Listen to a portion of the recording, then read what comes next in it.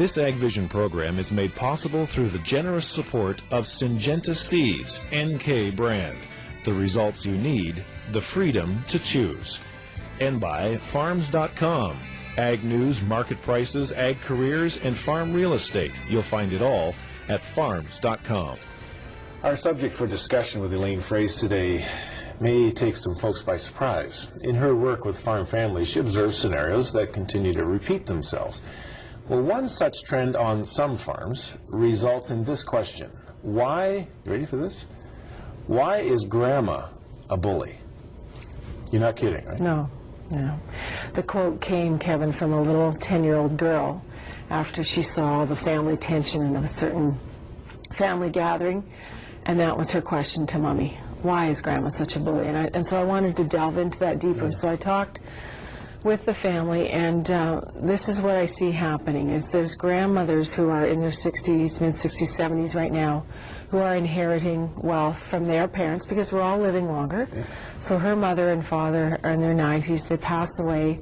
She discovers that for all of what she's done on her farm or whatever her history was, her brother gets everything or gets a lot more than she does, so she's hurt. So that's anger. Okay. She's maybe also afraid because she herself in her mid-60s is in the process of doing her succession plan with her family, and she's been well respected and treated well by her farming husband and family, and yet she's also frustrated with the hurt that she carries from her background and not wanting to have too many things imposed upon her. So she gets a little bit controlling and direct about how things are going to go down with that succession plan in the future.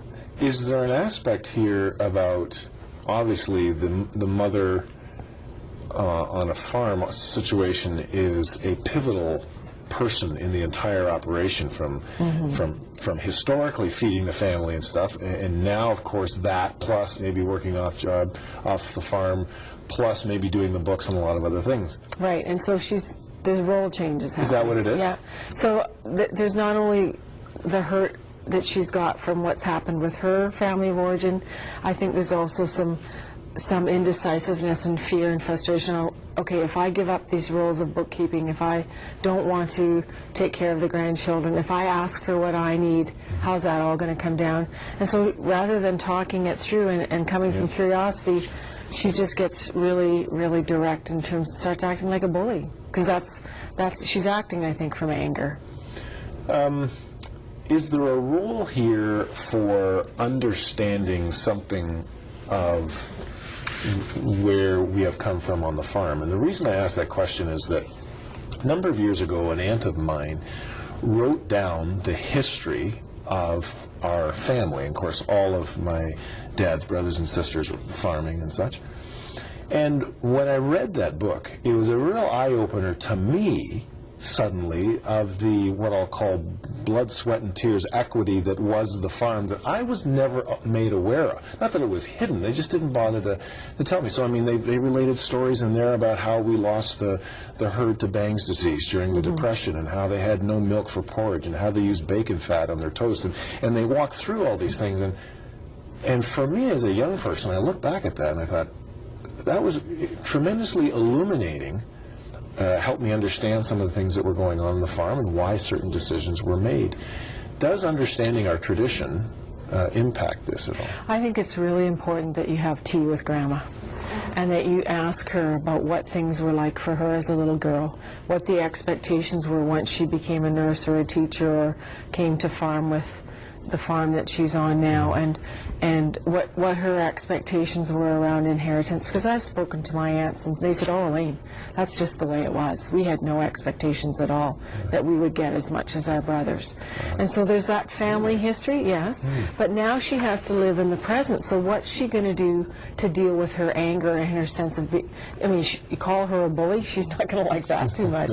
But so what do? Some self-awareness. Yeah. Why am I feeling this way? What's this really about? Yeah. Then I think she also needs to think about asking for outside intervention or help, a trusted counselor, someone that she can talk through. Because if she tells her girlfriends about this, Kevin, is she going to be perceived as greedy, that she wants more than what she's got from her inheritance, or that she wants more in the future? And that, you know, in some couples, the tradition of the farming husband is, we're going to give everything away. And maybe she's saying, no, no, no, no, we're not going to give. The children are going to buy some of this property, some of this asset from us. So if the couple themselves aren't aligned, there's conflict within the marriage, correct? Yeah, right. And then one child can play one parent against the other parent. And then there's the whole thing about just coming to terms with what you can let go of. You can't change history. You can't change how you grew up. But you can change the future, which is why I always say it's your farm, it's your family, it's your choice. So help Grandma to voice her fear. Help her to voice her frustration. Find out, you know, Grandma, you don't seem to be very happy. What's this really about? Are you caught? And now the other thing too, Kevin, in the States they call them granny landlords. And I had a fellow tell me last week he'd been visiting relatives down in the States. They went out for coffee, and he said there were like 6 pink Cadillacs coming up to this coffee shop. I said, you're kidding. He said, no. He said all these women with white hair were sitting around having coffee, and they are the wealthiest women in the county, because they've inherited everything. Their husbands are dead, their parents are dead, their children are farming with them. And in the States, the phenomenon is called the granny landlords. And you better be nice to these women, because they have a lot of wealth. Wow. And hopefully they're not going to be bullies. Yeah, hopefully not. But we'll leave it there. Elaine, by the way, packs a lot into a short segment, as you can tell. So if you want to view her comments again, simply visit AgVisionTV.com and you can watch the videos. And if you have a question for Elaine, she's available online at ElaineFroese.com.